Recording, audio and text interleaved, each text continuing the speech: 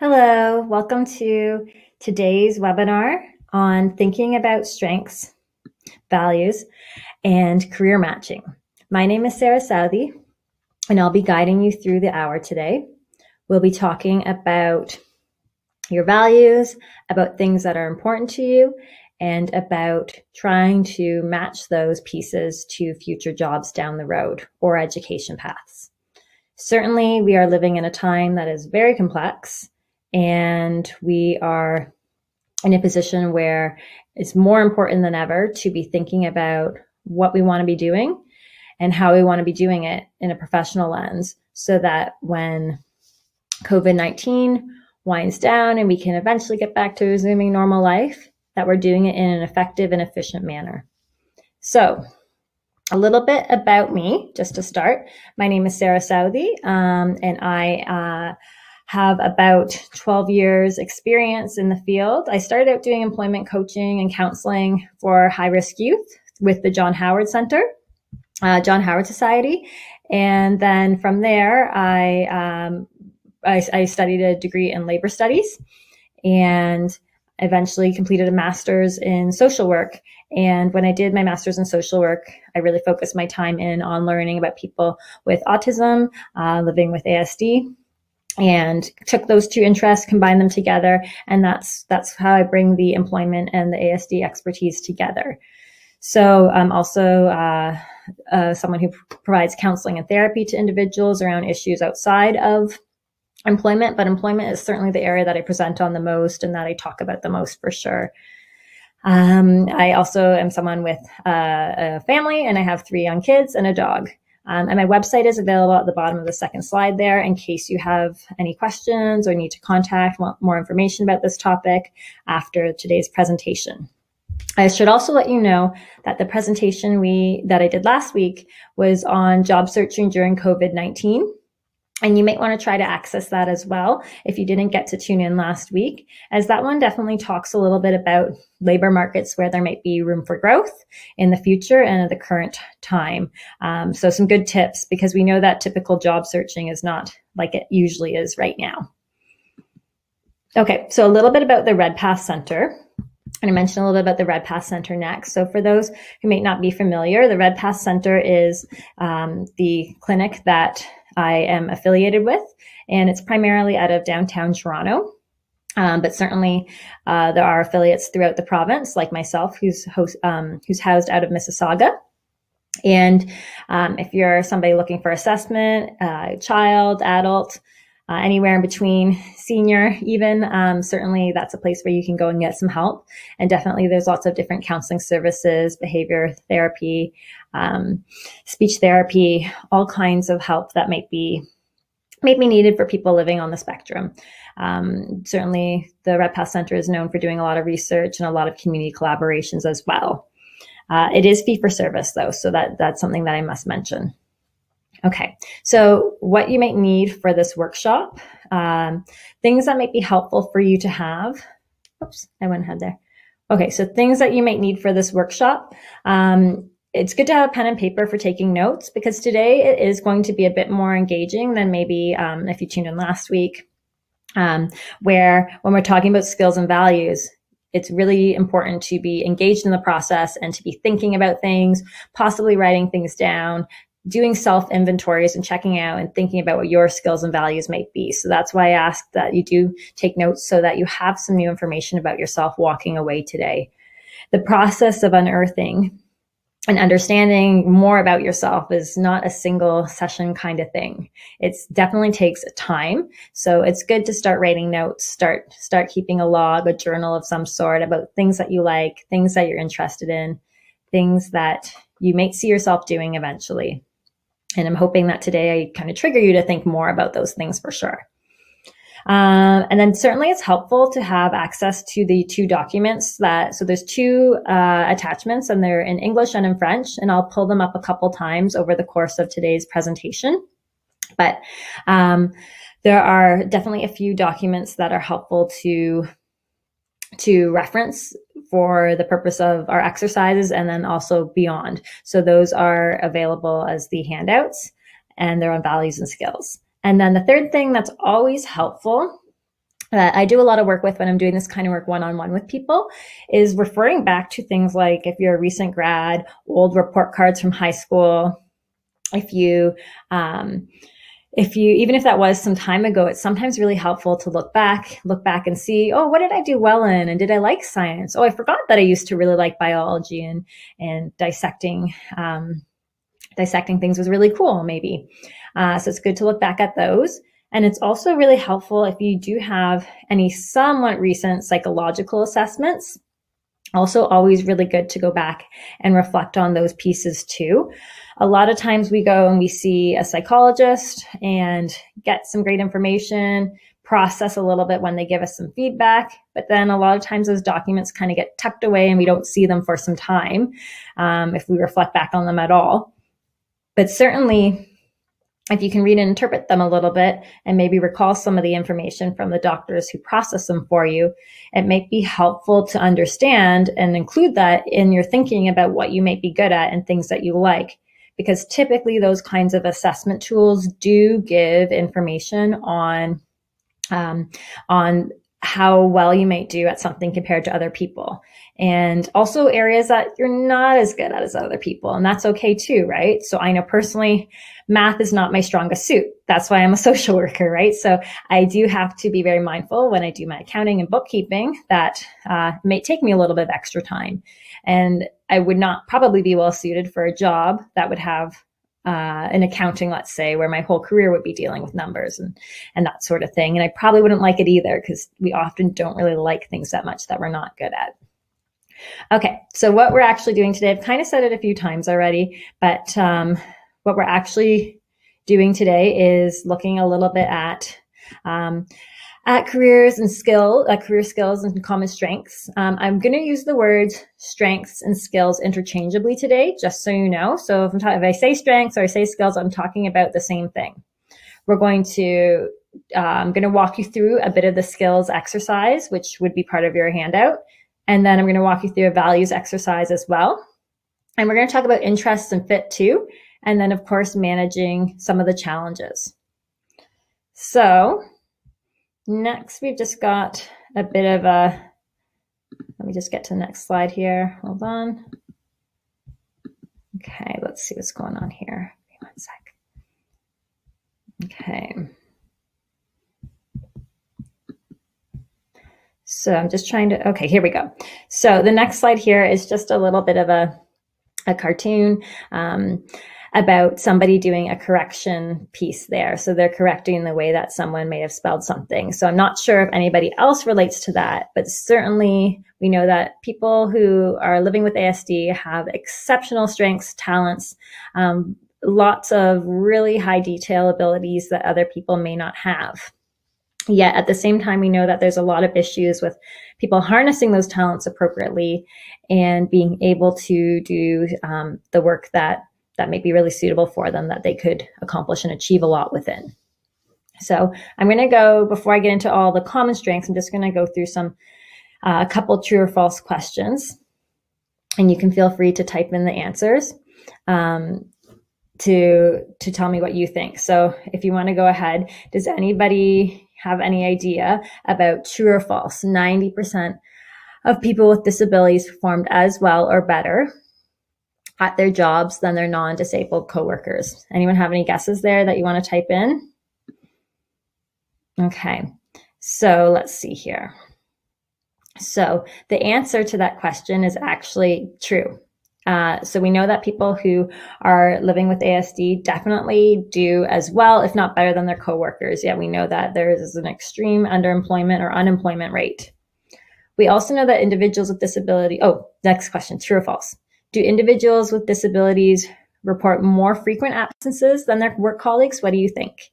Is that true or false? Take a moment to think about it and feel free to type in and let me know what you think. Okay, so that is actually, so let me just reread the wording of it for 1 sec here, sorry.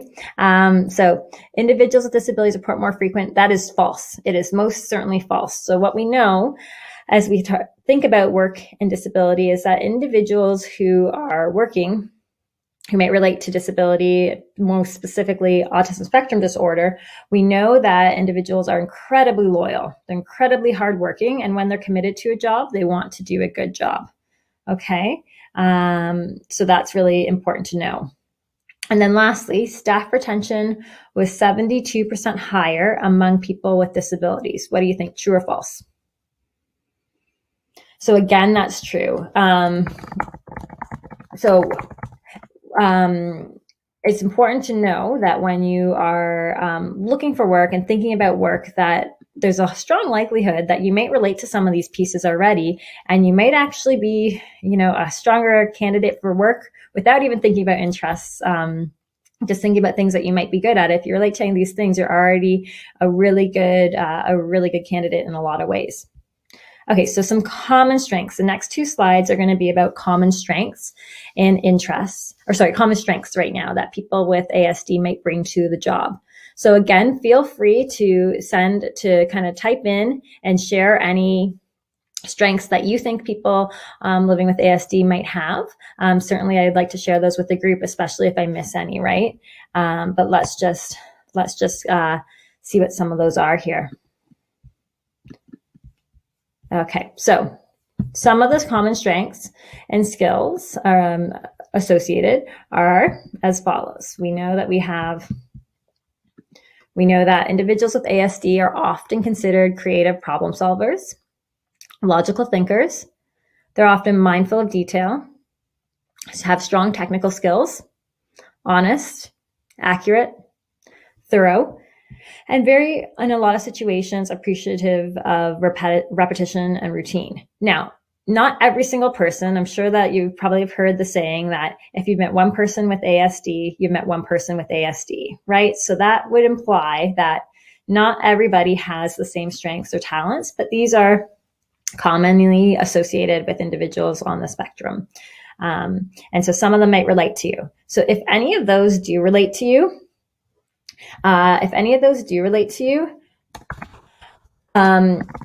what I would say you should do is write them down now. So take a minute. If any of those feel like they're a fit for you, write them down. If you're tuning in next week, I'm pretty sure next week is the week we're talking about resumes. So it's great to start to think about these things, because if you can put them on a resume in the future, that's a great way to be able to start getting organized in that regard. It may take a bit of time to be thinking about strengths that would go on a resume. Right now, we're talking about it in terms of fit and interest and things you might like to be doing, but that would certainly be a future step down the road. So if any of those make sense to you, grab your pen, grab your paper, maybe type a note, because obviously you're probably in front of a computer, and jot those down. And if you're thinking of other ones, that's good too. Somebody wrote in and said, good sense of humor. Absolutely. So some of the people that I meet with are the most funny people that I've ever known in my life, right? So that's a good one. Okay, a few more include being loyal, realistic. Let me just pull them up in front of me. Loyal, reliable, persistent, conscientious, and oftentimes highly intelligent, right?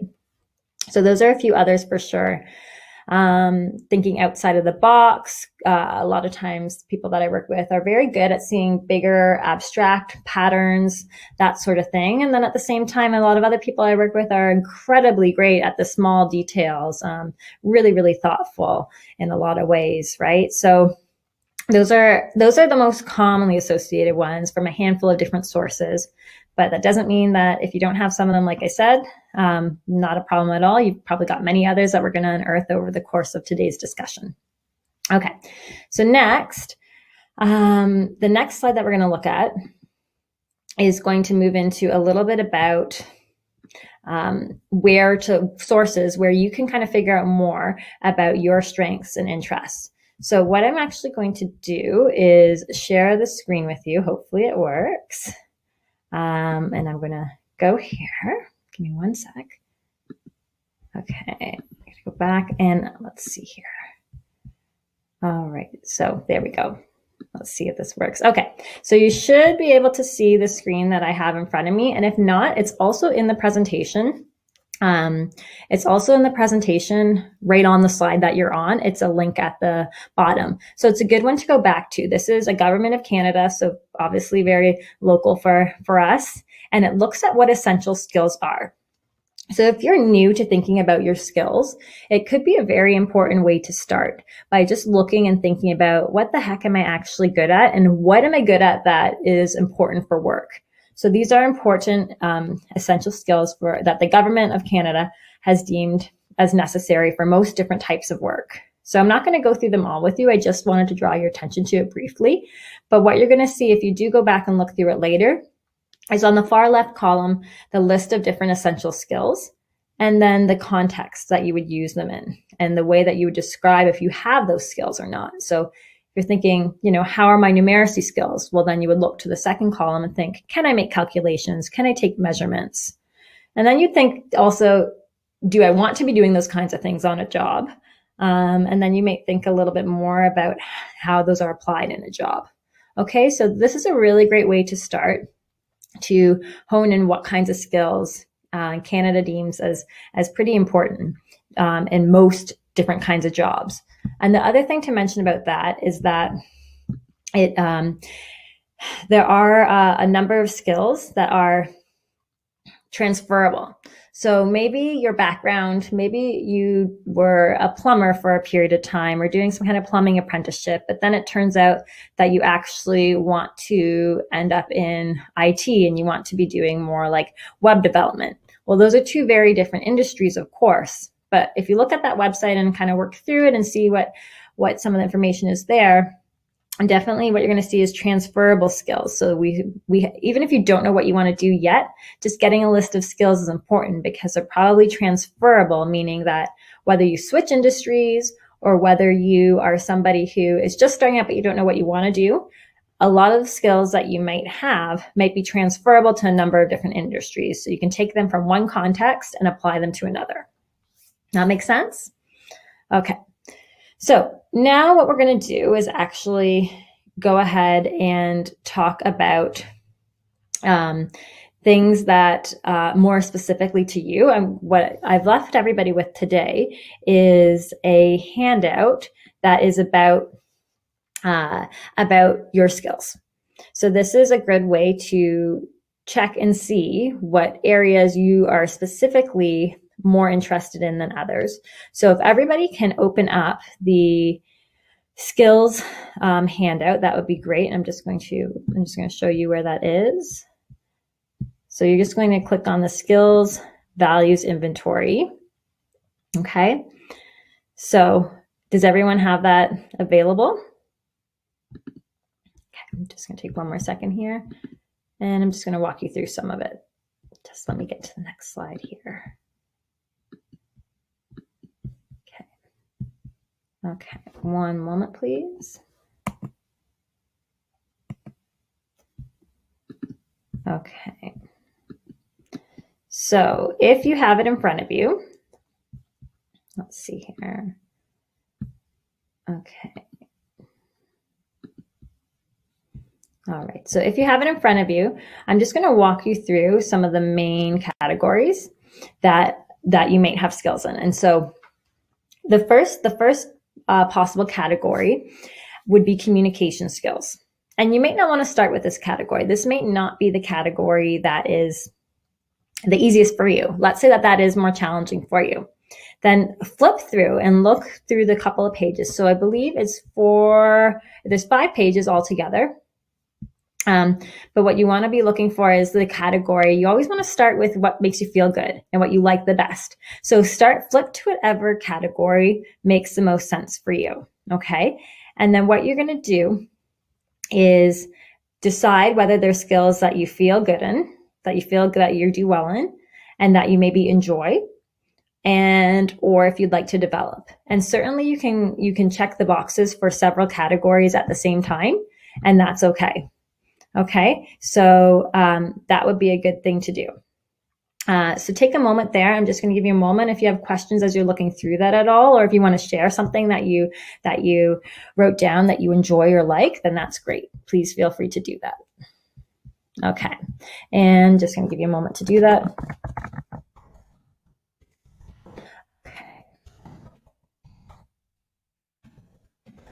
Okay, so perfect. So what you'll see, like I said, on the slide too, is just a list of the different categories there. So anybody have a skill that they feel really good about that they want to share with the rest of the group, and I can read it aloud over here? Feel free to type in any time, and Marissa or Ola will make sure that I do see the questions, okay? So moving forward a little bit, besides this worksheet, which I would hope that everybody does spend a bit of time on doing. So obviously we're not, if I was doing this workshop live and in person, oftentimes I will give the group like 20 minutes or so to go ahead and do that. But we don't have that time today, and it's a little bit different when we're not all in the same space. But what I would really strongly encourage you to do is, if you're thinking about skills or strengths, that you do fill that out later on. Or if it's parents who are listening today, it's a really good exercise to share with your young adult or teen, because individuals who relate to autism spectrum disorder are often struggle more than the average person in identifying their strengths and skills and what they're good at. We know that there is certainly the possibility of extra bullying, extra challenges in different ways during academic years.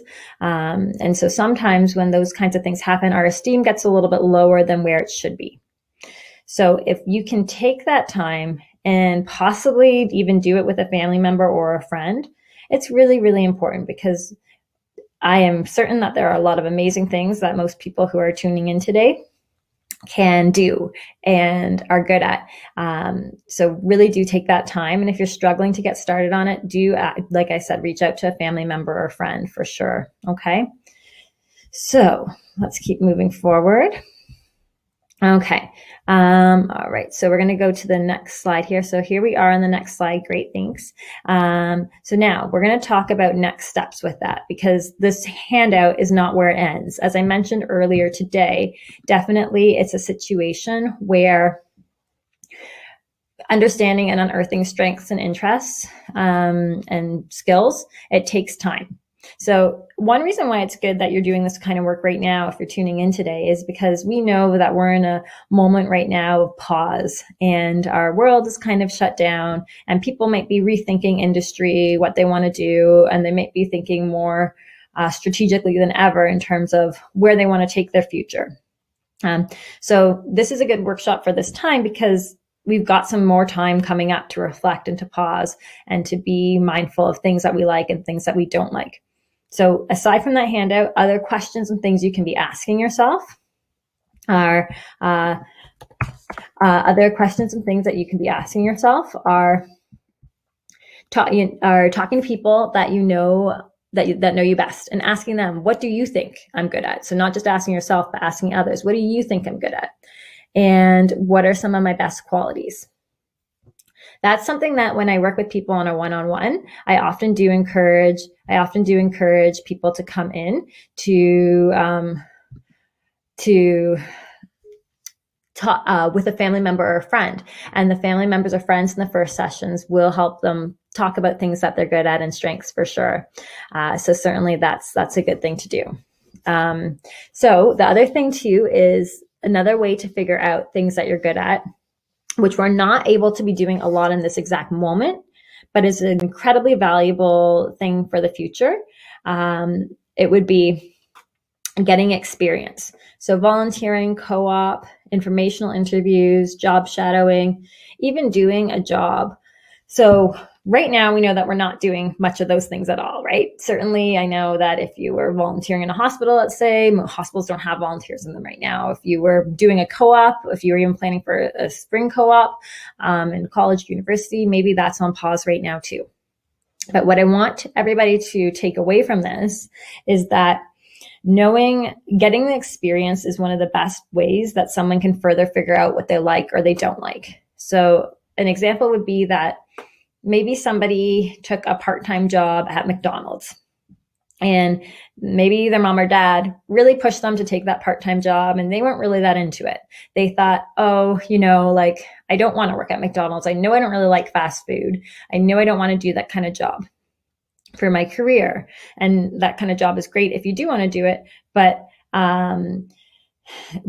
if you are in a position where you are not, not with much experience, it could be really good to gain experience in other ways. So maybe someone does take that job at McDonald's, and what they learn about themselves is, oh my goodness, well, I thought I didn't like working with people. I thought, oh my goodness, stereotypically, because of someone on the spectrum, I thought I would just want to work by myself. But it turns out that when I'm with others and we're working on similar kinds of tasks, that maybe feels really good. So definitely that's something to be thinking about. I've got a good question also about how to gain experience virtually, and I'm going to flip to that in just one moment. But before I get into that, I'm going to talk about other ways just to be gaining experience in real time as well and face to face. But excellent question. Thank you for whoever shared that. So other ways, so definitely volunteering. And we know that a lot of volunteering, pretty much all volunteering is non-existent at the moment, right? But I will say that when people do volunteer, oftentimes it takes, I find, up to like 3 months for people to get started on volunteering. And that might be because they need to get different immunizations or police reference checks, depending on who and where they're working. So what I would say is it is good, even though we're in a standstill right now, it's a great idea to be thinking about where you may want to volunteer if you are planning on it. And certainly remembering that it is essential to graduate high school to do those 40 hours kind of thing, right? If there's ever the opportunity, if you're thinking or planning about college or university right now, I always, when I'm helping people with their career interests and identification, I always encourage them to pursue things that have a co-op in them, because it helps them learn more about themselves and what they're good at. And then the employers also like when they get people in who already have experience. It's really, really great for that reason. And informational interviews. Does anybody know what informational interviews might include or what that means? I'll tell you a little bit about it. So informational interviews are when you reach out to somebody that you know, someone maybe that your parents know, a family member or a friend of a friend, and it can certainly be an email. It can also be a phone, and regular times it might be like a coffee even, but right now we know that that's not really very likely. So it would be reaching out probably electronically. I find more of my clients are comfortable with reaching out by email, or even having a family member reach out on their behalf.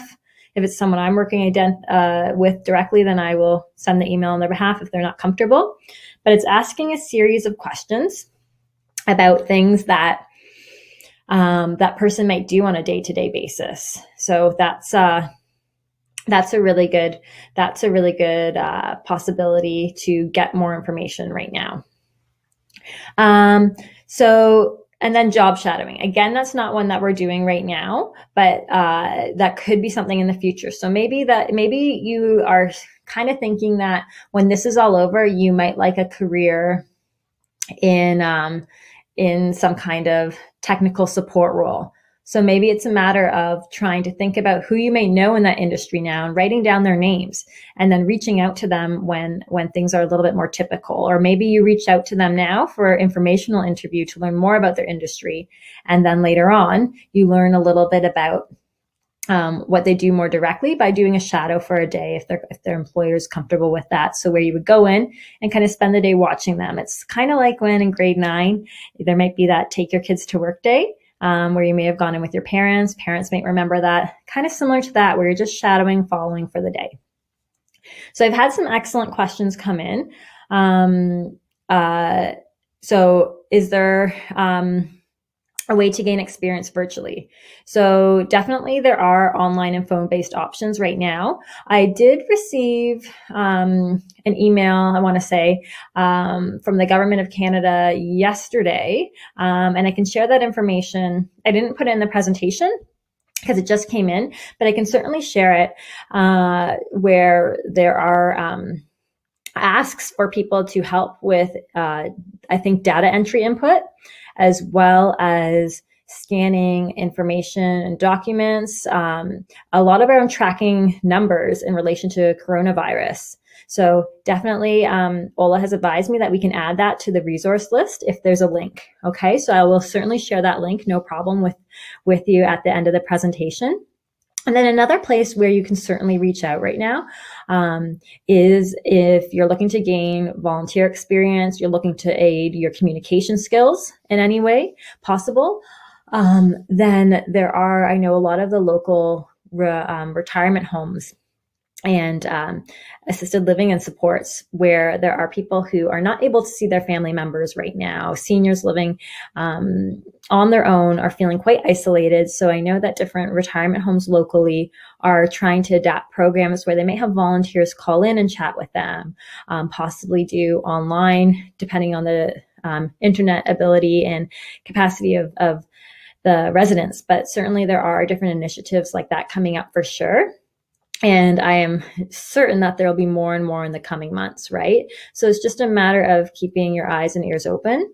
One thing that I'd suggest that you do, if you had a particular interest in a different volunteer, if you had an interest in a specific volunteer place, then what you can do is reach out to them still and just ask if there's any way to get involved while things are different right now, right? So maybe it's as simple as you were interested in volunteering for the food bank, and that's where you used to do volunteer work, or maybe you were interested in doing volunteer work there. Well, I know that someone that is in my social circle this past weekend, they did like a food drive from their home, where what they had happen was it was for community care or something like that. And they reached out to people that they knew and they made a poster for it, and they participated where they had people go and drop food off at their house, left it on the porch very comfortably and safely. And then I'm not sure if she sanitized it all or if she just left it there. And I don't know the exact logistics of the pickup, but definitely there are options. People are getting very creative. Local businesses are getting extremely creative, and it's really beautiful and magical.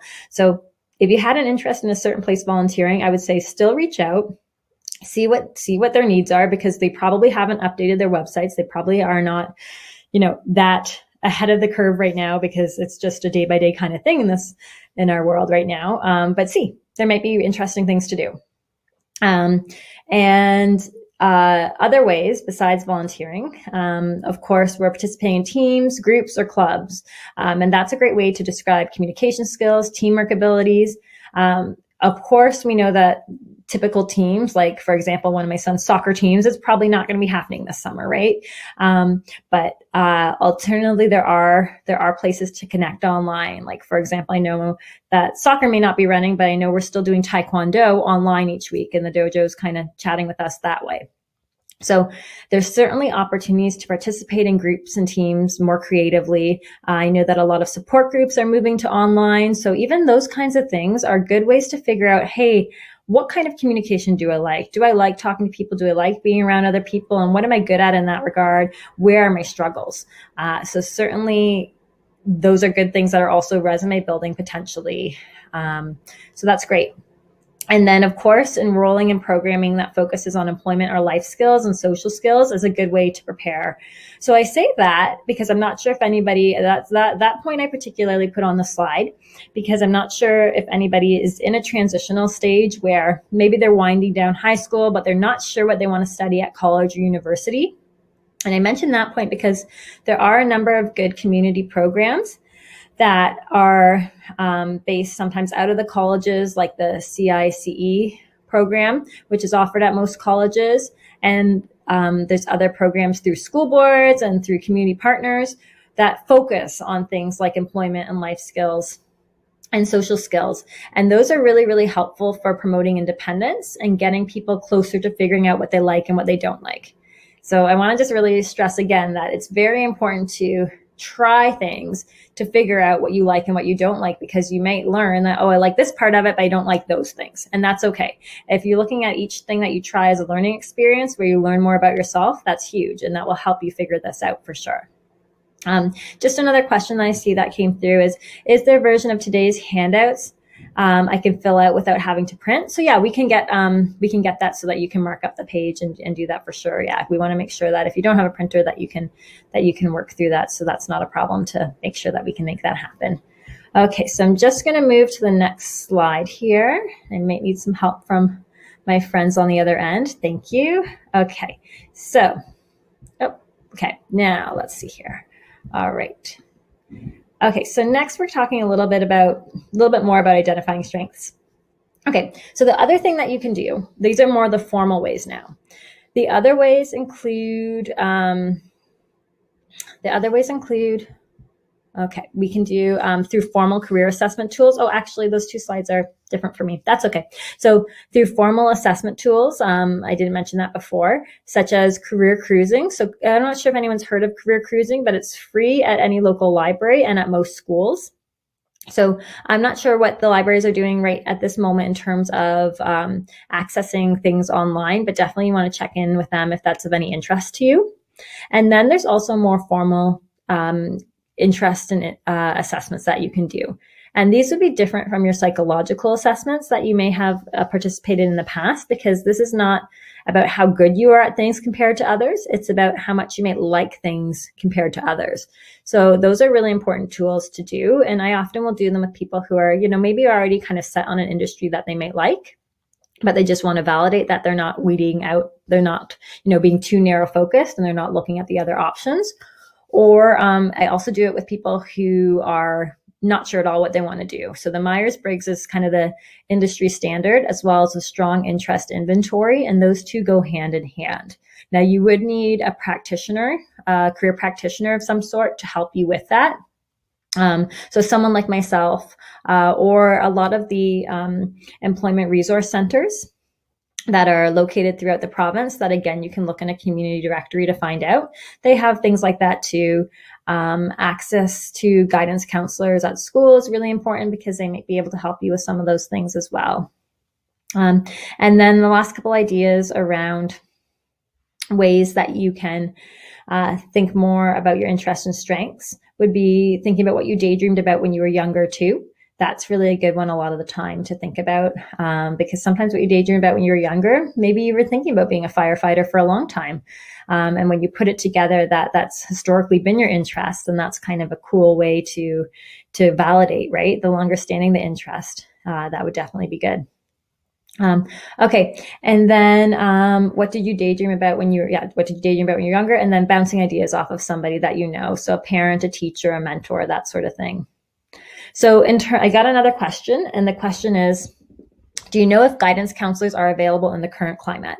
So I know that absolutely, one of my current clients that I'm working with, I've actually been in touch with his guidance counselor since COVID-19. And I know that that the guidance counselor at that particular school, and I can't speak for every school, of course, but I know that the guidance counselor at that particular school was doing Zoom conversations, scheduling through the Zoom platform with current students in terms of scheduling and planning actually for September already. So I think that it's certainly something that is happening, depending on the school. And I know that, obviously across the province, they've just rolled out the different learning for this time, and there's some kinks and there's some great stuff happening. But I know at the particular school that my kids go to, that there's an email for admin now, and that's what I would say is you want to email the admin person and then go from there. Okay, so definitely there definitely strong likelihood that you probably can connect with the professional that you're looking to connect with that way. I know that universities and colleges are getting really creative with how they're offering services right now too. And they've already actually had a lot of work online in the past at that level in the career services department. So if you're in school there, or even if you're a graduate from somewhere, you can always connect with alumni services and see what might be going on there, what might be available to you. Okay, so if we can move ahead to the next slide now. Okay, so next thing that we're talking a little bit about is values, okay? And so, before we get into values, I do just want to show you one more website for learning more. Sorry about that. I'm just going to go back now and share my screen with you for a moment first. And let's see here, Chrome tab. And I want to share with you ONET Online. Okay, perfect. So you're going to see the website ONET Online. And it is an American website, but I will say that it is the best website that I've ever observed for helping people connect their interests and figuring out what people do in a daily job, connecting those two things together. So I can't find any other resource that has as much detail. about the day-to-day work. And so I'm just going to type in for you just to give you a sense. I'm thinking of nurse today because I'm really, as I'm sure many of us are, really keen to support all our medical professionals right now. So what you're going to see, so I typed in nurse on the top left side. There's a spot for a quick search. And what you're going to see now is a list of all kinds of different professionals that relate to the nursing field come up. And then the other thing you're going to see is a bunch of sunshines beside all the titles. And the reason for that is because for this website, if there's a sun beside the title, that means it's a bright outlook. That means that it's a career where there's going to be growth happening, which would absolutely make sense right now, right? So then you click on whatever one you're interested in. Today, we're just going to look at a registered nurse. And this is for pretty much every job that is out there, every title. And what you're going to then see is a tremendous amount of detail. And that's why I like this so much, where it's like figuring out what do I like, what am I good at, and how does that match to something? So here you'll see the different kinds of skills that might be required for being a nurse, what you might need to know. Okay, I'm just going to keep scrolling down, and it can be this can almost be kind of overwhelming in some ways, but also if you're like pretty interested, it's a good way to get more information, especially if you're not super keen to do an informational interview and actually talk to someone in the industry. This is a great way to otherwise get information. So even if you look at the work context component right here, so they actually survey people who do the job and talk about how much time they spend doing these different things. And all of these menus here, if you see, that's only 5 of 29 items that they ask about, right? But if you expand the tab, then there's quite a bit of things. And these are actually people who are surveyed in the industry. And it talks about exactly what they're doing every day and what they need to be good at. And then another thing that it goes on to do is talk about what kind of degree you might need. Now, keep in mind it is American, so the language is slightly different, but you're still going to see similar context. And then if you do formal career assessment tools, you're going to get some information like this about what your strengths or skill sets might be, and it combines that information there. And then finally at the bottom, I'm just working my way to the bottom here, it gives you other related occupations. So maybe nursing is not for you, but it gives you some other ideas of things that are similar. And it even talks about salary and rate of growth and pay. So that's sometimes really helpful information. So I'm going to go back now to the presentation. I'm going to stop that screen share. And now we're going to talk about values. Any questions from anybody about skills before we jump into values at all? Okay, so talking about values. So so let's go to the values slide here. Let me just make sure that I'm on it. Okay, so knowing your values is super important. Aside from knowing your strengths, it's also important to know what's important to you. So I really like this quote. So values are a matter of what guides you through every day, every task, and every encounter with another human being. And that's by a famous career professional who I think wrote What Color's Your Parachute, which is a great resource, which I think I mentioned at the end. So have a look at the values inventory and see what makes sense for you. If you don't connect your values to your future career and you don't think about your values in your career, I typically find that people are not nearly as satisfied. So just remember, you can view your handout by it's a values inventory worksheet, and that's the one that I want you to go through. So you can just click on it, open it, and go through it. And how you would use that worksheet, if you want to flip to next slide, we're looking at number 15 there. What you'll see is there's 3 categories, and it's either something that you'd list that you like, that you highly value, that you value, or it's not really a major value to you. And then there's the value. It lists the value in the next column. And then the column after that, it does list a description of what that value might be. So take a minute to look through the handout right now, and it may not be something that you complete in this moment because we will move on and probably not quite enough time to go through that in full at the moment, but certainly it's a great tool to reflect on at a later point in time and is so essential. The one note that I would like to make is that when you're thinking about values and you're thinking about short-term work or a placement or a co-op, oftentimes Unfortunately, our values are not always aligned with our first jobs. So let's go back to the example. So I'll tell you, my first job was at Tim Hortons. And it was a great first job, taught me a lot. But one of my deeper values, something that's important to me for the work that I do to make it meaningful for me, is really that connecting with people and helping and really getting to know people on a deeper level. And at Tim Hortons, there was certainly that element of getting to know people, connecting with people, certainly brightening their day with a nice coffee. And for some people, just a smile and a brief conversation, that was really meaningful. But it didn't go as deep as I wanted it to go. And that was a high value for me. It's important to know that for a lot of times people's first jobs, it's not going to check off all your highest values. It's just that's kind of something more that would come with experience and time, and oftentimes further education and training in a specific area. And then you're going to be checking off more of your actual in-depth values. But if you don't have a sense of what is important to you, then it's kind of not very strategic in an approach of trying to find work, right? So definitely, my first job at Tim Hortons really did set me up for the kind of work that I do, because it was teamwork and it was helping people, and it was working under, stress and fast-paced environment, definitely. So there's elements there that help eventually get you closer to where you want to go, and elements that may align with some of my values, but not necessarily all of them in the first job. And unfortunately, that's how labor typically works.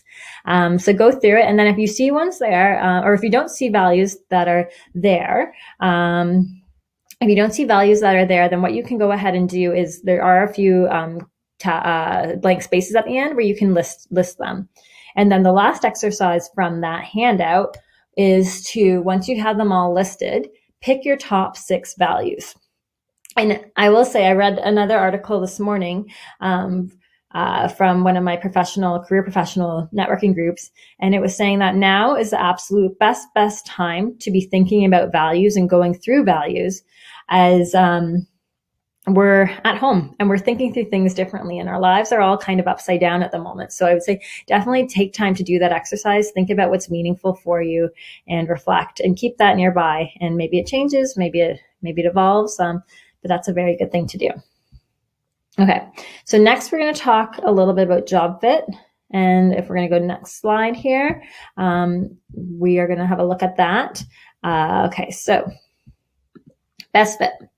So job fit is a concept that refers to how well employees are suited for a position. Okay, the more suited you are for a position, the more confidence you will have in it, the stronger you will do. Okay, so that's really important to be thinking about. Knowing your skills and interests and values will help you figure out what you are a better fit for. And it's also super important to research the specific company, to understand if you agree with their company value or their culture. Okay, so work can look very differently, even if you find that an industry is a good fit for you. So maybe you know that you are super interested in let's see here. So maybe let's see that you realize that you are super interested in a career in banking and finance, let's say, and you have worked your situation so that you are looking at applying to banks. Then, well, different banks, from bank to bank, they're going to have different philosophies, different policies, different ways that they interact, different styles of management. They're going to have different charities and initiatives that are important for them. And that looks different from bank to bank. So what I'm saying with best fit that's important is, wherever possible, research the company as much as you can. If there's any opportunity to ever talk to people who work for different companies and industries that you're into, that's super valuable, because again, then you can learn more about what the specific companies do and how they might be a good fit. What kind of management styles happen? What kinds of opportunities are there, especially in the future? What kind of opportunities are there to work from home? Particularly for people who are on the spectrum, it's really important to know about, and a good question to ask about in interviews, which will be a topic, I think, in 2 weeks from now, if you want to tune in for that one. But a good question and a good thing to be inquiring about is what do you do for diversity, and how do you celebrate people with differences? What kind of mental health initiatives do you have? Sometimes companies have a lot of that information online because, and the companies that do, typically they're stronger in that regard and they really value those pieces. And sometimes they don't. So that's really good. So a question came in: if a company's values are vague, is it appropriate to ask for more information on their values? Yeah, certainly. So that's we're kind of getting into interview questions, possibly right now. But even if you're just researching a company, it is absolutely appropriate to reach out to, if there's an email address on the website, that sort of thing, an info kind of thing, and say, I'm really interested in learning more about you. Can you describe more about your values? A lot of times, corporate culture pieces are dictated more to employees than to the general public. So certainly there is that possibility that if you ask, that you could get a little more information. So another question that just came in that's also really helpful and fits in really well with this question, with this topic right now, is I don't know much about management skills. How do I learn what management style works for me? Really, really great question. And this is kind of something that we haven't really talked about yet today, but it's very important. It's thinking about, actually, you know what? You know where you're going to learn more about this?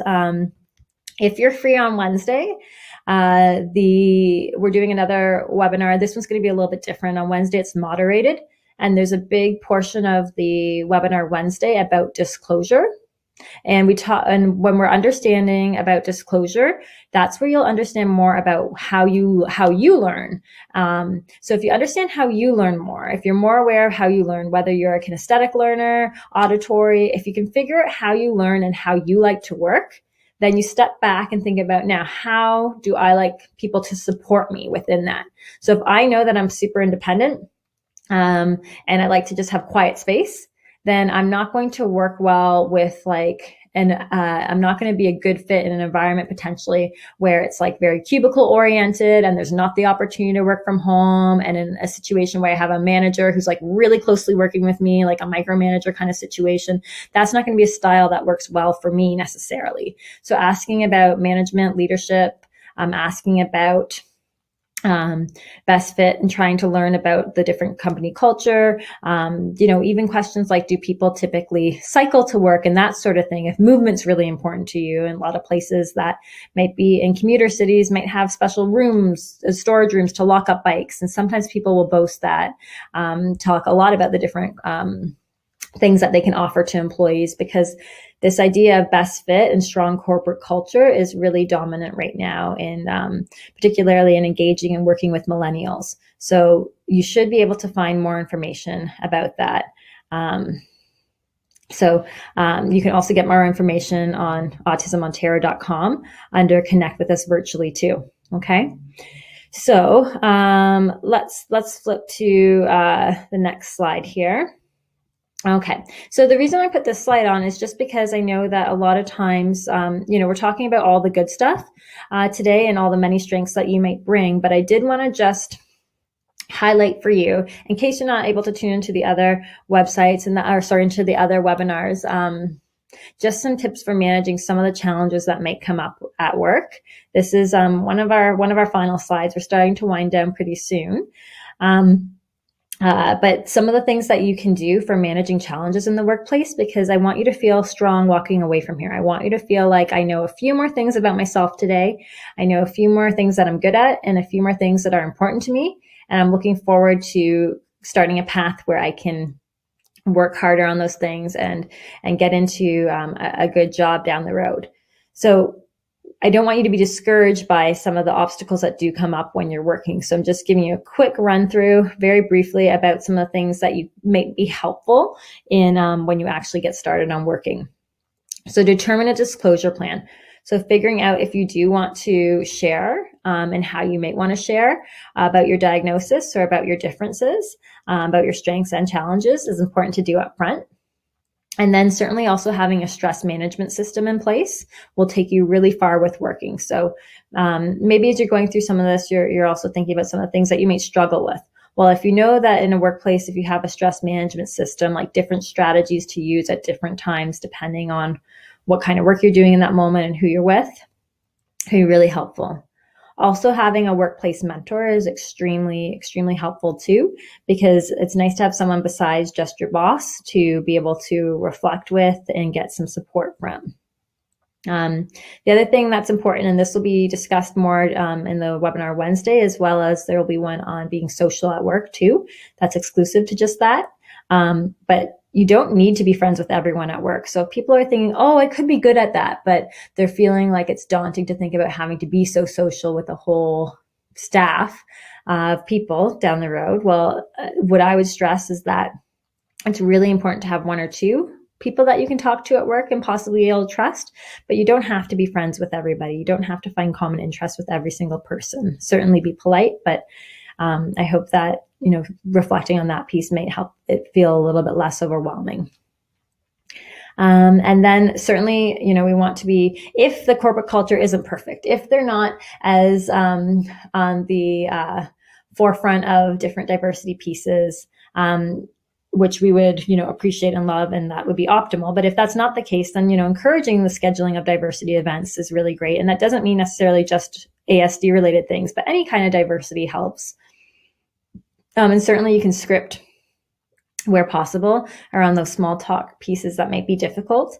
And there's lots of room to negotiate the social too. So around accommodations, you can sometimes ask. So to not have to go to non-essential meetings, or to let your boss know that you maybe can't go for the drink after work because that social demand at the end of the day is difficult, and just kind of being clear about that and making sure that they're aware that you're not trying to not be social, but there are some obstacles there.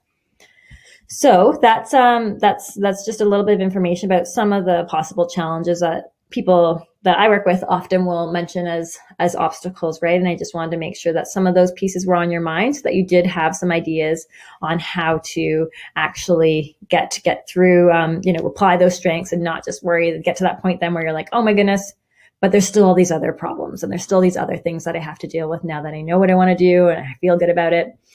There's definitely help out there. Okay, so the last few slides are resources. I have one more question, and if anyone else has any other questions, now's a good time to kind of type them in as I go through the resources. Okay, so the question I just had come in is, if you know your skills and interests, how to research a job that is best for you. Okay, so if you know things that you like, the skills and interests, the best next step. So say you've figured it all out, say you know what you're good at. The best next step, two things. So one, I would say if you can do some kind of formal career assessment, like I said, at a local employment resource center, do the career cruising pieces, so career cruising is really good. Talking to a career professional like myself could be really good. That's the best way to then spend. It's the most concentrated and efficient way, if you can do a formal tool, to spend just like 1 or 2 hours, where then your skills are all listed in one place, and all the jobs out there are kind of linked, and there's formulas that kind of put them, algorithms that put them together, and then you'll have like a thorough list of what actually would be best for you. So that's the best way to do it, how to research jobs in industries that would then be the best fit. If you can't do that, or you're not ready to do that, another thing that you can do is go back to that ONET job, or that ONET website that I spent a few minutes on a few slides back. And it's definitely in the resources here as well. That's another good opportunity to think about what kinds of skills might be necessary, because it goes really thorough into that. And it'll list the priorities of the skills. So if you're like kind of already thinking like, oh, like maybe that job is kind of interesting to me, I'd like to learn a little bit more about it, then that's a great way to do that. Okay, I just had another question. The idea of a stress management system seems really cool. Can you point us towards any related resources? So what I actually do with most of my clients, the main thing that I will do is have them list all their current coping strategies. And then I will have them, I'll do something like if anyone's ever heard, I don't know if there's any professionals here, or any parents or teachers or anyone who's ever used it, but the incredible 5-point scale. It's a lot of it is adapted for kids, but there are some resources that relate that are for teens and young adults. And what I actually do is I adapt that even further, and I just like help people talk about what might the stresses look like and feel like at work, and then have a list of what are appropriate strategies to cope. So one of the simple strategies, they can be so simple, but it's just kind of taking that time to think about what are appropriate strategies in a workplace. And one of them that I often recommend is as simple as taking a sip of water. That's 2 or 3 seconds there. That gives people an extra moment to process. The water is often grounding. So we just need to be getting creative with first identifying stress at work and what that may look like or feel like for you, and then come up with a list of things that you can do that may not be stimming behavior that might be appropriate at home, but what can you do at work that's okay to help de-stress a little bit. Maybe a weighted blanket or something like that you put across your lap when you're working. It could be taking frequent breaks to go to the washroom, and maybe do some stimming in the washroom kind of thing. But whatever it may be, get out all your current coping strategies, write out what stress might look like for you, what it feels like and looks like, and then try to link strategies to those particular intervals of stress. If that makes sense. Can you print or save the slides? So click on handouts and it will download it for you to save. And if you're not able to print at this time, you can email Ola at autismontario.com with the subject line requesting webinar resources, and she can mail them to you as well. Okay. So resources here, I'm just going to flip ahead. If we can flip to the next 2 slides. So this is just a few more resources. These ones are more books. The first ones were a lot about like the statistics from anything that I would have shared so far. And then the last slide, if we can flip to that, is the one that would be good to kind of highlight lastly. This slide gives some information on my website, RedPath, and then the ONET online as well. And then I have the diversity employers at the bottom there. Those are Canada's top 100 employers that hire with diversity. And then in the middle, you'll see Auticon, Specialist Stern, and Ready, Willing, and Able.